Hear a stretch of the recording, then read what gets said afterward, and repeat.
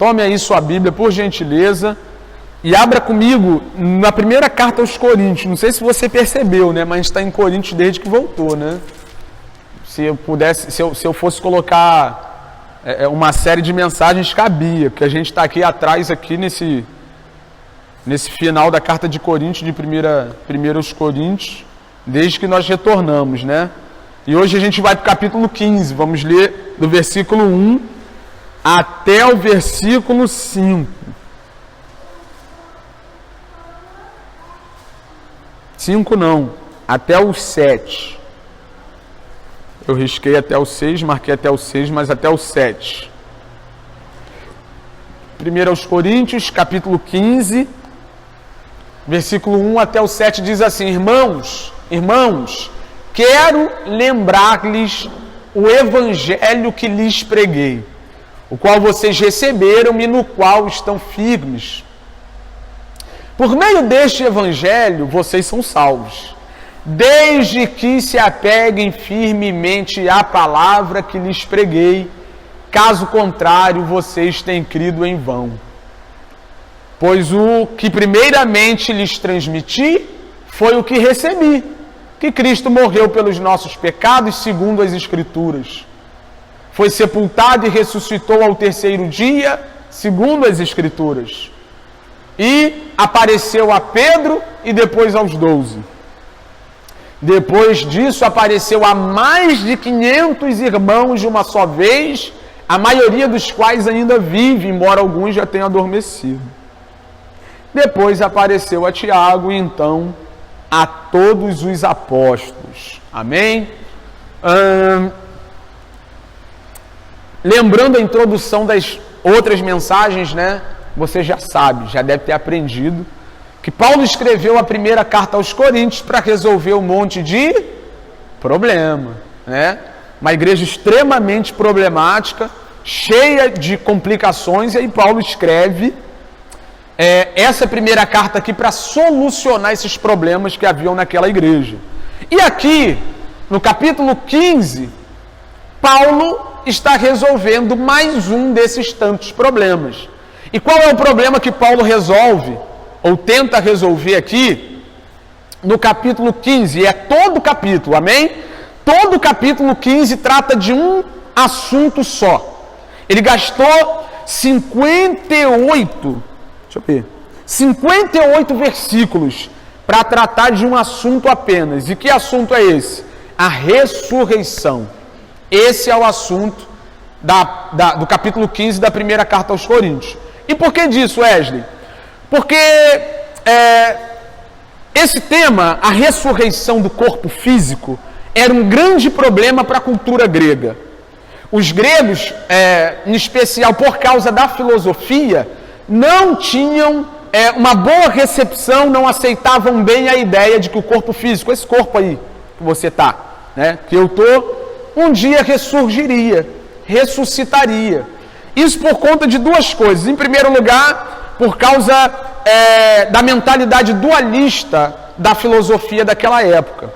A gente já falou sobre isso aqui em um outro momento, mas isso é legal de falar porque isso permeia a história. A teologia, a cultura, a sociedade, ela é influenciada por essa ideia que surgiu na filosofia grega do dualismo. Algo ruim e algo bom. Né? E no que diz respeito a essa ideia do ser humano, a ideia do dualismo trata que a alma do ser humano é boa, o espírito é bom, a parte interna do ser humano é boa, mas o corpo é mau. E aí, a partir dessa perspectiva, desse ponto de vista, eles criam que quando a pessoa morria, o corpo que era mau ia para o pó, era a prisão daquilo que é bom, e aquilo que era bom, que estava dentro do ser humano, era liberto, ia viver eternamente num outro plano, numa outra realidade, na eternidade. Então eles descartavam que o corpo físico tinha proveito após a morte, eles não criam nisso. Corpo é mau, matéria é má, espírito é bom, e quando havia o óbito, a morte, tinha a ruptura, divisão entre o mal e o bom. Então, primeira questão era o dualismo. Segunda questão era a crença na imortalidade da alma. Eles acreditavam que a alma não precisava do corpo para viver eternamente. Então, quando a pessoa morria, padecia aqui, o corpo ia para o pó e a alma ia viver num plano eterno sem depender do corpo para nada. Então, a alma, por si só, era eterna e ela não precisava do corpo para coisa nenhuma. E aí o apóstolo Paulo precisa resolver esse problema. Por quê? Porque como era comum naquela época, e é comum hoje, as filosofias, as ideologias, os pensamentos do mundo, filosóficos, sociais, culturais, invadem a igreja com muita facilidade. Sabe, a gente não percebe que às vezes, sem perceber, não percebe sem perceber, né? Que, hora ou outra, nós não estamos falando o que a Bíblia diz. Nós estamos falando o que ouvimos por aí. Nós vivemos a partir do que o mundo ensina, do que a cultura ensina, do que a sociedade ensina e esquecemos o que as Escrituras ensinam. Então, para corrigir isso, para que os irmãos daquela igreja em Corinto lidessem com a situação da morte e da ressurreição da maneira adequada, Paulo precisa gastar 58 versículos, um capítulo inteiro, para mostrar como funciona o relacionamento, né, do cristão com a ressurreição do corpo. E como que o apóstolo Paulo introduz esse assunto da ressurreição do corpo? Ensinando o Evangelho. Esses versículos que nós lemos aqui, eu li até o 7, podia ler até o 4, né? Mas eu li até o 7 porque o 5, 6 e o 7 tem um negócio legal que eu quero falar com vocês lá. Mas ele introduz esse assunto tratando sobre o Evangelho. E a gente vai ver que a ressurreição do corpo físico, é um elemento central na pregação do Evangelho de Cristo Jesus, o nosso Senhor. Amém? Redobre a sua atenção que a gente vai ver um pouco disso aqui. Irmãos, quero lembrar-lhes, isso aqui é importante, ele não está pregando algo novo. Amém? O que isso quer dizer para nós? Isso quer dizer que aquilo que é velho, aquilo que já foi falado, aquilo que já foi pregado, aquilo que já foi ensinado, aquilo que você já ouviu, você vai ter que ouvir outra hora. Em especial quando esquecer e começar a viver uma vida incompatível com o que você já viveu. Sabe, eu já disse isso, já falamos sobre isso, e eu cito a história de Lutero com a pregação do Evangelho de novo. Alguém chega para Lutero e pergunta: seu Lutero, todo domingo o Evangelho? Não tem outra mensagem não? Ele falou: não, tem que pregar o Evangelho todo domingo, porque vocês esquecem muito fácil. Toda hora tem que falar do que é central, do que é fundamental na fé, porque nós nos esquecemos muito fácil daquilo que é fundamental para a nossa caminhada. Nossa vida depende dessas verdades e a gente esquece muito fácil. E aí há quem diga assim: poxa, Wesley, eu não esqueço não, já sei disso. Como é que está a sua vida? É a sua vida que vai dizer se você lembra ou deixa de lembrar, não é? Por exemplo, vocês já sabem que eu sou mais esquecido dessa igreja, sim ou não? Eu esqueci 2 domingos seguidos de botar a caixinha lá. Hoje eu lembrei. Alguém precisou ir lá colocar a caixinha no meu lugar? Não, porque eu lembrei. Agora, quando eu esqueci, eu precisei que alguém saísse daqui, né? O Alex, bota a caixinha lá. Então é o nosso comportamento que diz se a gente lembra ou não. Se isso está no nosso coração enraizado ou não. E muitas das vezes a gente diz com a boca que lembra do Evangelho, que lembra do que é central, que é fundamental para a nossa vida. Mas a vida que nós vivemos não diz isso. Ela mostra claramente que o que nós confessamos com a boca não é uma realidade no nosso coração, né? E aí Paulo tem que dizer isso para eles: eu quero lembrar-lhes, eu quero que vocês sejam nesse momento lembrados, né? De que, Paulo? O Evangelho que eu lhes preguei, vocês já ouviram isso, eu já preguei sobre isso, já ensinei sobre isso, e agora eu quero que vocês relembrem isso. Qual vocês receberam e no qual estão firmes. Vamos lá. Por meio deste Evangelho, vocês são salvos. É por meio dessa mensagem, é por meio desse conteúdo que eu vou repassar para vocês. É por isso aqui que vocês são salvos. A salvação de vocês está nisso aqui. Desde que se apeguem firmemente à palavra que lhes preguei. Caso contrário, vocês têm crido em vão. E o que Paulo está falando aqui? Vocês são salvos por esse Evangelho se por um acaso vocês perseverarem nele. Deixa eu ler a minha versão aqui. Olha o que a minha versão diz. Por meio dele vocês são salvos, se retiverem a palavra, sim, tal como eu preguei a vocês, a menos que tenham crido em vão. Então, Paulo está dizendo, a menos que vocês continuem firmes no que eu falei, do jeito que eu falei, vocês estão sendo salvos por isso. Se não, desculpa, vocês só ouviram mais um discurso comum, continuam seguindo a vida de vocês da maneira que vocês desejam e vocês só estão se enganando. Vocês acham que são salvos, mas vocês só são salvos se vocês retiverem, se vocês se apegarem à palavra, à mensagem, às verdades contidas no Evangelho. E aí ele diz, caso contrário, vocês têm crido em vão. E aqui, nesse contexto, há quem diga que ele está falando de alguém que pode crer de verdade e se desviar, e não é. Na verdade, ele está falando aqui de selos de autenticidade da fé salvadora. A fé salvadora verdadeira, ela se apega ao Evangelho como ele é, em primeiro lugar, tá? Ela não fragmenta o Evangelho e escolhe com que vai ficar. Ela fica com o Evangelho como todo. E em segundo lugar, ele diz aqui, ó. Desculpa, acho que está no versículo 1. Você põe o 1 pra gente, Hugo? Aqui, ó. Vocês receberam e no qual estão firmes. Primeiro, a gente fica firme, persevera, permanece. Essa é a o primeiro selo, né, da fé salvadora. E segundo, a gente não só fica firme, mas firme como ele é. Não do jeito que eu quero, né? Porque a gente sempre diz isso, sempre fala sobre isso, sempre vai ter que falar porque é a maior realidade do mundo. No momento da pregação, da emoção que enche o seu coração, que você vem aqui na frente chorando e tal, aquele momento ali, irmão, pensa numa pessoa espiritual. É o cara que está aqui, chorando, se lamentando por causa dos seus pecados, aí vem aqui, ou não, né? Se lamentando só porque está duro, aí vem aqui. Mas amanhã é segunda-feira. Amanhã é outro dia. Amanhã começa outra semana.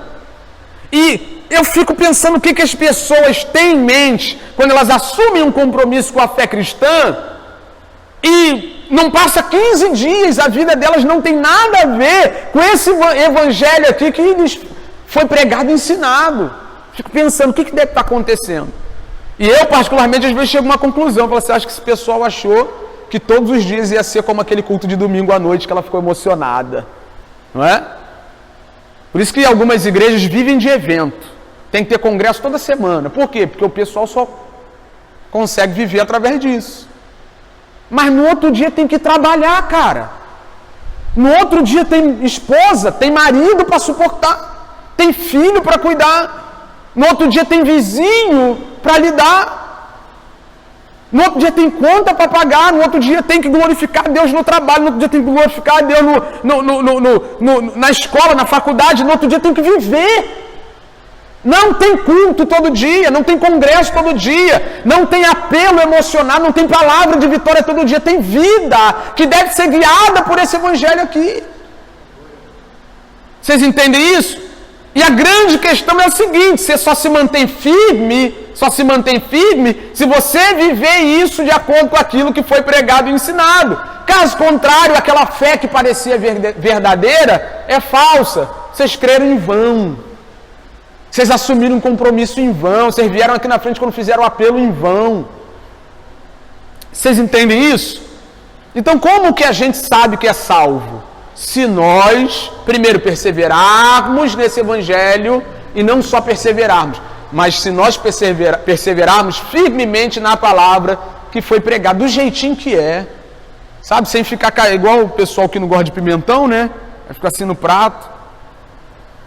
Fica tirando passas do arroz do Natal, né?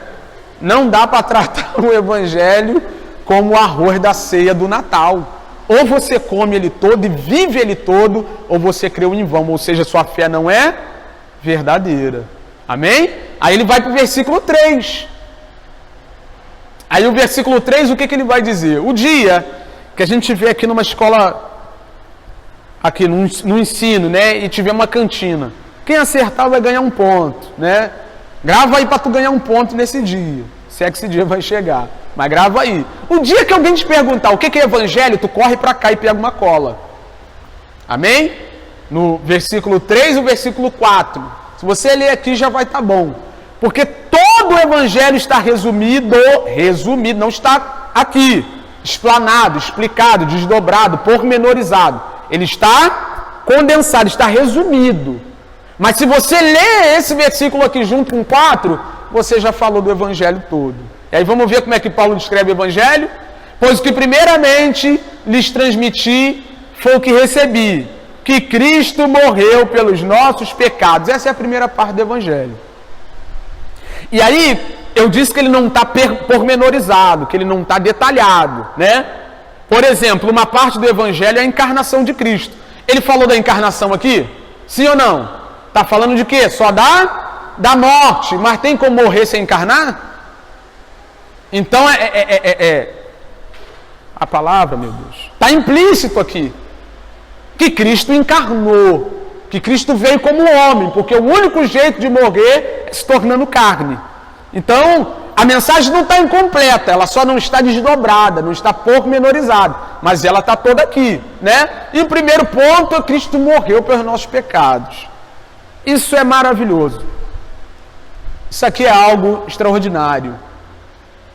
E se a gente entender isso aqui de verdade, é por isso que eu disse para vocês ainda há pouco e torno a dizer: quem entende as verdades do Evangelho não vive a mesma vida nunca mais. Nunca mais. Por quê? Porque não custou dinheiro, irmão. Não custou ouro e prata. O que 1 de Pedro diz, capítulo 1, versículo 19? Que não foi com prata nem ouro que nós fomos resgatados da nossa vã maneira de viver, mas com precioso sangue de Jesus Cristo, nosso Senhor. E cara, eu fico pensando, às vezes eu olho um pai, né, que dá lá um Play 4 lá para a criança lá. Aí dá um Play 4 para a criança deixa jogado na sala, aí ele passa, chuta o controle e tal. O que o pai diz quando vê isso? Fala aí para mim. Você que é pai, Jonathan, seu João, Giovanni pegar um carrinho que o senhor deu para ele. Não, mas o carrinho caro. De controle remoto, né? Aquele bonitão Maria pegar aquela boneca que chora, né? Que solta lágrima. Vanúcio pegar a Cleo, desvalorizando o que custou muito. O que vocês diriam? O que vocês falariam? E a pergunta que não cala, irmão, o que a gente está fazendo com que Cristo nos entregou a preço de sangue? E eu penso, irmão, que muito da nossa indiferença e negligência em relação à nossa fé parte do fato da gente não morar no Irã. Tinha que morar lá, no Irã, no extremo norte da Nigéria, né, onde os crentes escavam uma cova, um buracão, taca todo mundo vivo ali. Aí depois vem a máquina empurrando a terra. Sabe, cara? Acho que é isso que falta pra gente. Gente, nós somos privilegiados, não tem uma igreja mais privilegiada do que a igreja ocidental. Não tem perseguição religiosa, não tem nada disso. Em especial aqui na nossa nação, no Brasil, nós temos liberdade de expressão, liberdade religiosa, nós podemos viver a nossa fé, pregar o nosso evangelho, transmitir o que cremos, e a gente está conseguindo nem viver, quanto mais transmitir, quanto mais pregar.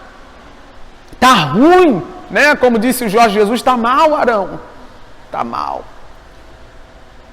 E por que eu digo que está mal? Por causa disso. Ele morreu, cara, para nós estarmos aqui hoje. Para nós vivermos o que nós estamos vivendo. Nós temos hoje livros disponíveis, temos 20 milhões de tipos de Bíblia, nós temos internet, nós temos irmãos que têm se esmerado para crescer e fazer com que os outros cresçam, nós temos tudo. Está mal, Arão. Está ruim para o nosso lado. Está difícil de nós valorizarmos o que foi pago com morte. Ele morreu pelos nossos pecados, Ele pagou o preço dos nossos pecados. Hoje nós somos a família de Deus, nós somos o rebanho de Deus, nós somos a casa de Deus, somos um povo sacerdotal, nós somos os ramos da videira, nós somos o povo de Deus, raça eleita, sacerdote, somos tudo isso por causa disso aqui. Por causa disso aqui. Cristo morreu no meu e no seu lugar. Morreu no nosso lugar. Deu a vida por nós. E não só para nós vivermos o que cremos aqui, mas para vivermos eternamente. Morte. Morte do Filho de Deus. Amém? Ele morreu pelos nossos pecados, segundo as Escrituras. O que ele está falando aqui? Ele está falando que muito antes de Jesus, muito antes, centenas de anos antes de Jesus, o Antigo Testamento já previa essa morte. Não é? Salmo 16, Salmo 22, Isaías 53. O Antigo Testamento é cheio de passagens que mostram que o Salvador do mundo não viria num cavalo branco, com a espada na mão e com a bandeira. O Salvador do mundo não viria com uma coroa de ouro na cabeça, com uma roupa bonita em cima de um cavalo branco. O Salvador do mundo viria humilde, em carne, humilhado, para morrer. No meu, Isaías 53. Irmão, toda vez que você estiver assim meio frio, meio na carne mesmo, vai para Isaías 53, você vai ver as palavras do profeta. E foi moído no meio do seu lugar. Castigo que nos traz a paz estava sobre ele. E que nos traz a paz, isso é importante, né? A gente precisa dividir paz de Deus e paz com Deus. Paz de Deus é a paz que está no nosso coração, né? Cheio de luta, cheio de conta. Está com a paz de Deus. Consegue olhar para aquela mutueira de boleto sabendo que a vida não consiste naquilo. Fica de boa, né? Vai trabalhar tranquilo, dando graças a Deus. Paz com Deus. Paz com Deus se reporta, né, ao fato de que nós estávamos em guerra com um soberano. Você era inimigo de Deus, eu era inimigo de Deus, e Deus ia nos esmagar. A ira divina ia recair sobre nós no dia do juízo, e o próprio texto em Apocalipse diz que é tormento de dia e de noite, amassados, esmagados pela ira de Deus, queimando no fogo eterno. Era o que nos reservava, né? Mas o castigo que nos traz a paz com Deus, que nos reconciliou, que nos tornou amigos do soberano de toda a terra, estava sobre Cristo. É o que a Escritura diz, que Cristo morreu. Não foi uma farsa, não foi algo fingido, e a gente vai ver que não foi daqui a pouco, né? Aqui poderia ter um ateu, um historiador cético, que ele hoje ia ver através da história de que isso aqui é verdade. Cristo morreu no meu e no seu lugar. Então, é difícil você começar a evangelizar alguém dizendo Jesus te ama. Mas Jesus te ama, sem ter que passar por aqui e dizer que ele morreu pelos nossos pecados. Amém? 4.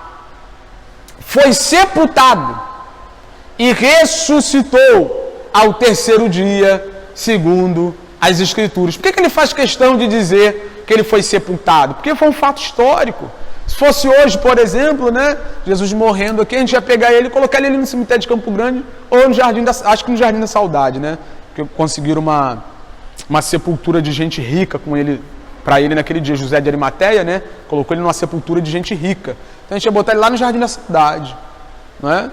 Se fosse hoje, é por isso que ele está dizendo isso, ele está deixando de maneira detalhada para esse povo lá entender que isso aqui foi uma realidade, foi uma verdade, não é um conto da carochinha, não é uma invenção filosófica, não é um conto, não é um acontecimento da perspectiva das heresias que surgiram naquela época dizendo que Jesus não veio em carne, não é isso. Ele morreu e foi sepultado, era verdade, o que aconteceu foi verdade. Os gnósticos, né? O gnosticismo primitivo dizia isso, não, ele não veio em carne, ele só aparentava ser carne. Se fosse isso, não dava para pagar o preço por quem é carne.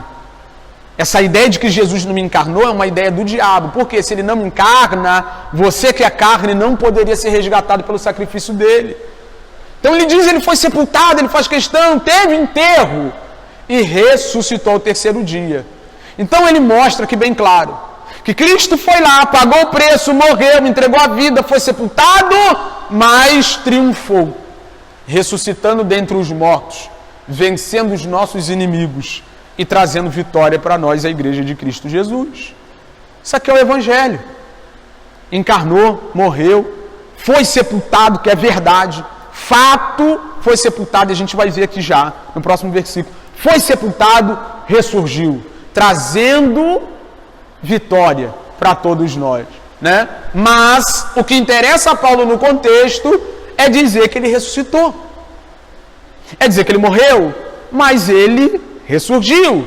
Ah, como que não existe ressurreição se Cristo Jesus foi o primogênito dentre os mortos? É o que diz Colossenses 1. A primícia dentre os mortos. O primeiro que morreu, literalmente, e ressurgiu num corpo novo, mas era o corpo que padeceu. É o argumento do apóstolo Paulo. Por que ele demonstra o Evangelho como argumento para essa ideia de que a ressurreição é um fato? Porque se a ressurreição não fosse um fato, esse Evangelho seria mentiroso. Começa dizendo que Cristo ressurgiu dentre os mortos, para deixar claro que esse negócio de ressurreição é verdade, que você e eu, nós podemos confiar que um dia, você pode morrer hoje de coronavírus, pode morrer de bala aí, né? Hoje parece que o povo só morre de corona, mas morre de outras coisas também. Pode morrer, irmão, morre em paz, pode morrer tranquilo, infartado, morre, porque um dia, você vai ressurgir. Olha o que ele diz no versículo 17, põe pra gente, Giovanni. Olha lá, ó. Se Cristo não ressuscitou, inútil é a fé que vocês têm. Se Jesus não venceu a morte, o que a gente está fazendo aqui? Se você sabe que a qualquer momento pode cair duro aí. Se a morte é o fim, se a morte é o limite da vida, né?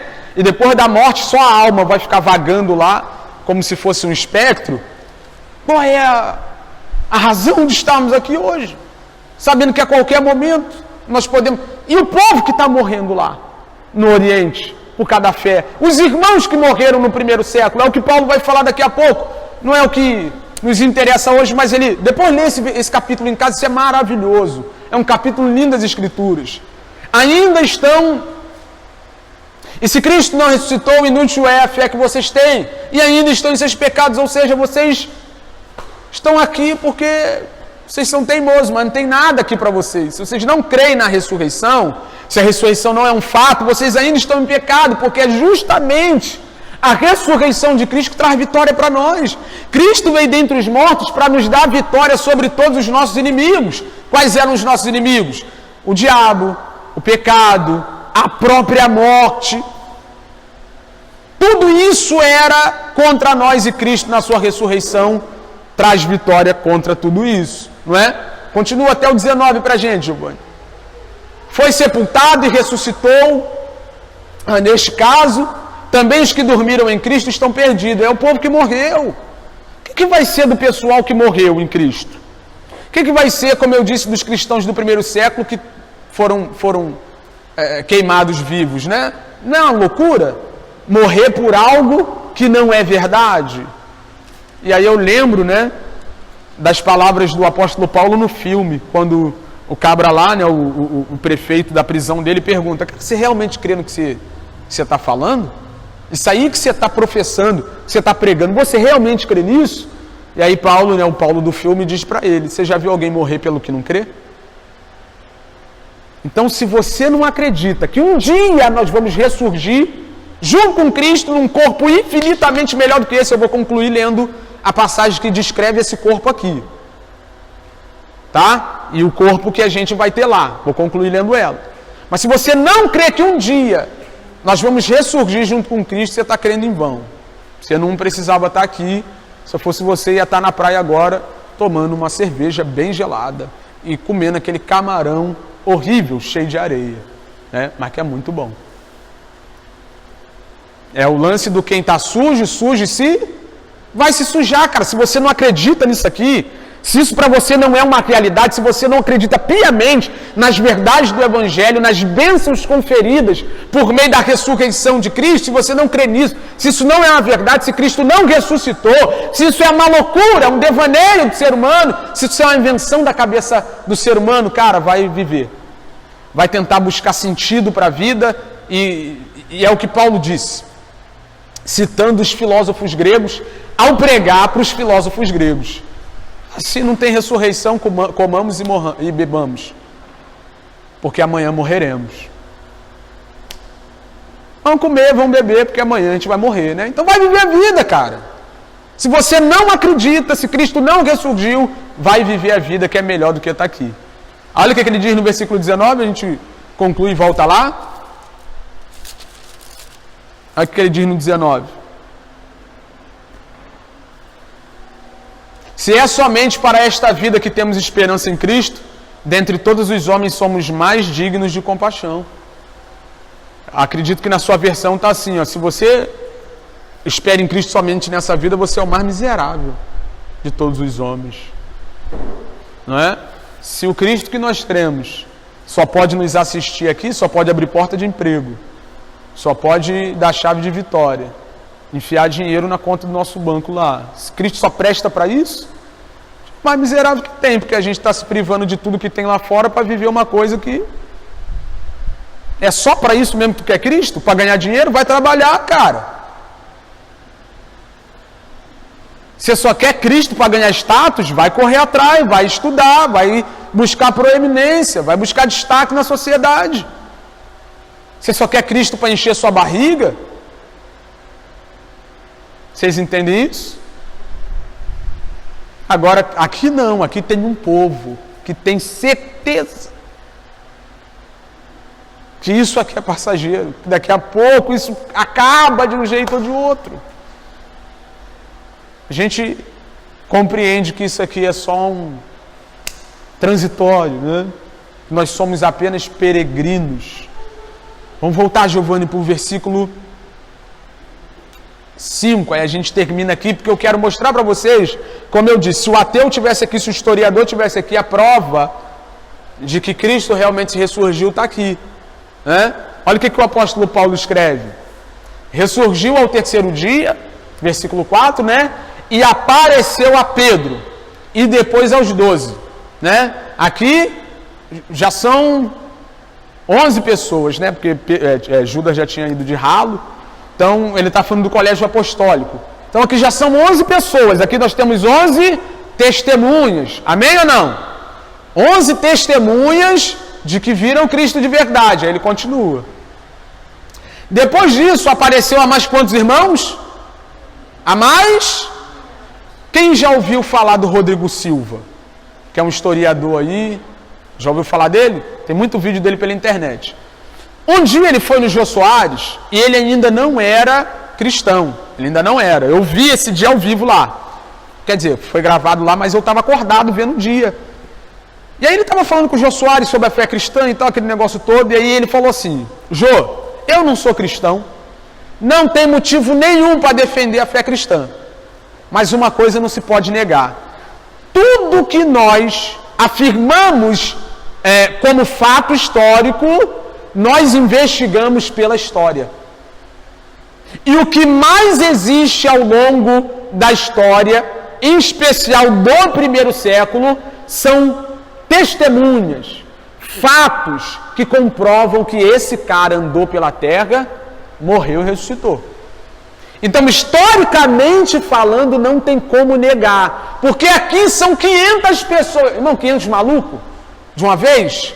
E nesse meio aqui tinha gente rica, gente de posição elevada, tinha empresário que largou tudo para seguir ele. Pedro, Tiago e João eram empresários da pesca. Lê só capítulo 4 de Mateus, que você vai ver que Tiago e João estavam no barco pescando com o pai, e Jesus passou e falou: vem. Eles largaram tudo. É como se você fosse dono de uma cooperativa de pesca, passasse alguém e dissesse: vem atrás de mim. Você largasse a empresa e fosse atrás do cara. Como que 500 irmãos poderiam mentir e ficar doido tudo ao mesmo tempo? E o documento, o livro Atos dos Apóstolos, que é um documento histórico, não foi inventado pela igreja, não foi a igreja que escreveu. É um documento a partir de relatos de pessoas que viram. Lucas teve contato com um monte de gente que viu. Esses 500 aqui, Lucas escreveu o livro de Atos, né? O livro de Atos, que conta sobre a ressurreição final, a ida de Cristo, aquele momento ali que Cristo termina. É ali que os 500 estão. Depois eles vão orar, esperando a descida do Espírito Santo. Aí, vou fazer uma conta aqui rápido. 380 vão embora, 120 fica, né? Mas os 500 estavam lá no capítulo 1 de Atos. Lucas escreve o livro de Atos a partir do relato dessa galera. Ele consultou esse povo que estava no meio dos 500. Então, um dia que alguém fala assim, esse negócio de Jesus é uma lorota, né? Aí você pode dizer que Sócrates foi uma lorota também. Platão foi uma lorota. Aristóteles foi uma lorota. Todos os pensadores, os filósofos, né? Einstein foi uma lorota. Tudo isso foi uma lorota. Por quê? Porque a gente só sabe deles a partir de quê? A partir de fatos históricos, de testemunho de pessoas. E é a mesma coisa sobre a pessoa de Cristo Jesus e sua ressurreição. 500 pessoas viram Jesus ressurreto e levaram essa mensagem para frente. Então, se você disser para mim que não há fundamentação histórica para se crer na pessoa de Cristo Jesus e em sua ressurreição, eu vou ter que abrir esse texto e dizer para você, 500 pessoas malucas. Você sabe quem escreveu o livro de Atos? Foi um médico, um cientista da época. Então não vem com esse papo para mim dizer que isso aqui é uma inverdade, tentando provar para mim que historicamente não dá para sustentar porque dá. Se você vai crer, é com você e Deus, né? Mas há um documento histórico afirmando que 500 irmãos, e esse documento foi escrito por alguém que teve contato com muitas pessoas que estiveram dentre os 500. Amém? Então, é isso aqui que a história conta para nós. 500 irmãos de uma só vez, a maioria dos quais ainda vive, embora alguns tenham adormecido. E para o povo de Corinto era mais fácil ainda de constatar isso. Por quê? Porque ainda tinha gente viva. Ainda tinha gente naquela época que dava para consultar de acaso foi verdade, foi ouvido. Estava aqui na nossa presença, falou conosco, olhou para nós. Nós vimos ele lá. Então, para o pessoal de Corinto, principalmente, não dava para negar a veracidade da ressurreição de Jesus Cristo. Porque ainda tinha um monte de gente viva que viu esse Jesus ressurreto. Né? Versículo 7. Depois apareceu a Tiago e então a todos os apóstolos. Ele continua olhando para o meu lado, diz que ele foi o abortivo, nascido fora de tempo, né? Por último, a ver a Cristo Jesus ressurreto. Então esse é o Evangelho. Essa é a verdade que cremos. Jesus morreu, foi sepultado e ressuscitou. Você vai morrer se Jesus não voltar. Eu creio que vai gerar morrer. Eu creio que Jesus não volte agora não. Já vou ver o neto aí. Acho que todo mundo vai morrer. Eu acho. Não estou afirmando nada, eu acho. Mas isso é um problema para nós. Não é. Por quê? Porque ele ressurgiu. Um dos elementos centrais da mensagem do Evangelho é que a morte foi vencida. E por que hoje o pessoal tem tanto medo de morrer? Porque não se prega o Evangelho como ele é. Está faltando pregação do Evangelho. Está faltando dizer que Cristo venceu a morte.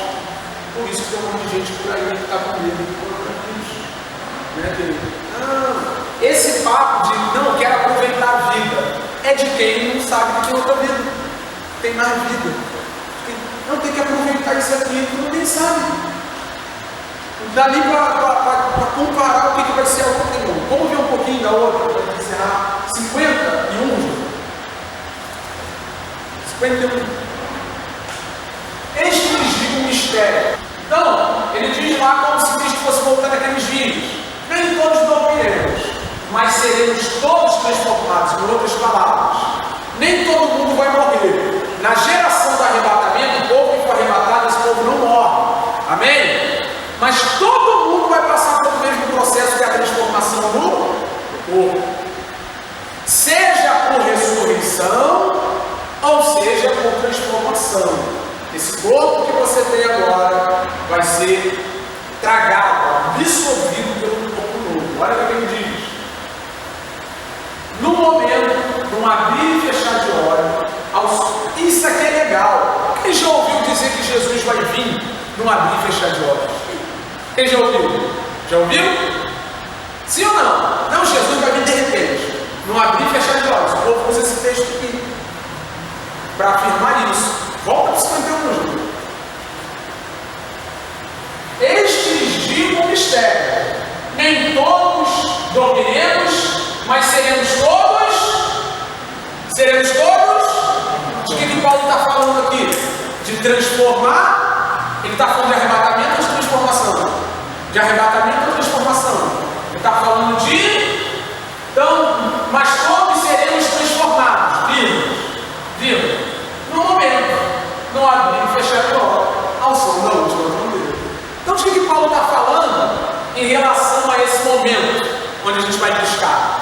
É de arrebatamento ou de transformação? Então, é o corpo que vai ser transformado sem eu perceber. Quando a trombeta soar, eu vou olhar e vou falar: meu Deus, sumiu as gorduras todas. É isso que a Bíblia está ensinando. Ela não está falando de um arrebatamento assim, um abrir e fechar de olhos. Ela está falando sobre a transformação do corpo.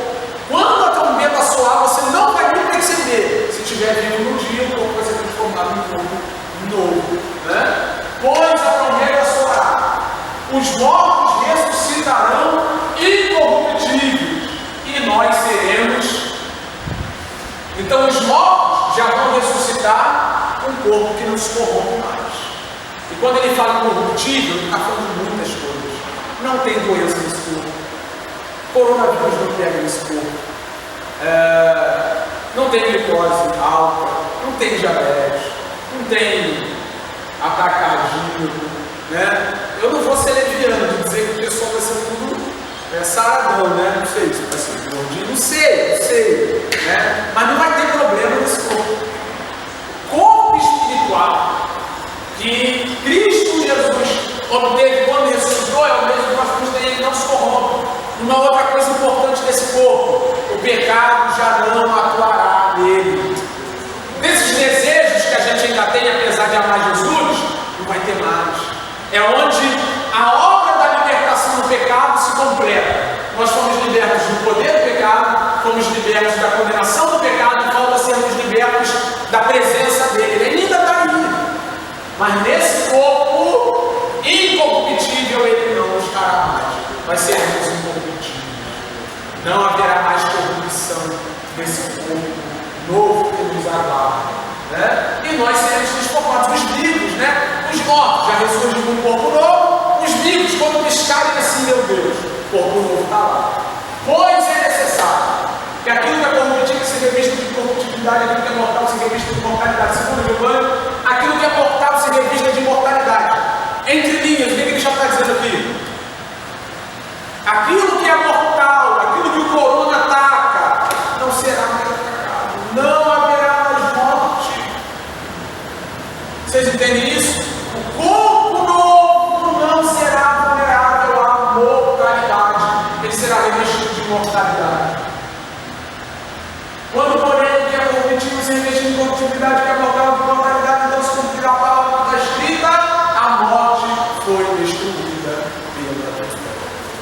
Então a morte é um problema para quem não crê nisso, para quem não sabe isso, para quem não entende isso. A morte é um problema muito grande para os homens que desconhecem a vitória de Cristo na cruz. Sabe? Em outras versões está escrito: tragada foi a morte pela vitória. Olha o brado do versículo 55. Onde está a morte, a sua vitória? Onde está a morte, o seu aguilhão? Onde está? Ó morte, a sua vitória? Porque a morte só operava por meio do pecado. Olha o versículo 56. O aguilhão da morte é o pecado e a força do pecado é a lei. Jesus cumpriu a lei no nosso lugar. O pecado vai ser extinto nesse novo corpo. E como é que a morte opera mais? Tragada foi a morte pela vitória. Essa é a mensagem do Evangelho. Jesus veio, encarnou, morreu, foi sepultado, um monte de gente viu, está sendo pregado há 2 mil anos, um dia vai voltar, nesse dia todos nós teremos um corpo mortal, incorruptível. Essa é a esperança da igreja, a ressurreição do corpo novo. E me dá muita ira, chateação e angústia, quando as pessoas vivem nessa vida como se fossem viver os contos de fada da Disney. Como é que é o conto de fada da Disney? Depois de muita luta, muita vitória, viveram felizes para sempre. Mas aqui, né? E aparece lá, né, a princesa e o príncipe na janela do castelo, e a imagem vai abrindo assim. É aquele rei todo bonito. Não existe isso. Aqui não tem isso. Nós não estamos vivendo em função de dinheiro, em função de casa, carro, coisas que vão perecer. Tem um monte de gente construindo que não vai nem usufruir. Mas essa é a esperança da igreja. A esperança da igreja é que um dia Jesus volte, até aqueles que dormiram ressurjam num corpo novo, incorruptível, transformado em corpo glorificado espiritual. Amém? Então quero concluir dizendo isso para vocês. Qual é o evangelho que Paulo pregou aos Coríntios? Ele está repetindo. Vocês não acreditam em ressurreição, não? O evangelho que eu preguei é o seguinte: Cristo morreu, foi sepultado e ressuscitou. Em outras palavras, a morte foi vencida. E um dia, aqueles que morreram em Cristo Jesus ressuscitarão junto com Ele. Essa é a nossa esperança. Agora, quem crê nisso de verdade, quem entende isso de verdade, vai andar por aí com medo de morrer? Nossos problemas, né, são ou deveriam ser outros. Como eu vou morrer? Como eu vou partir daqui? Como que eu tenho vivido a vida da vida, o presente da vida nesse momento, essa deve ser a nossa preocupação. Mas morte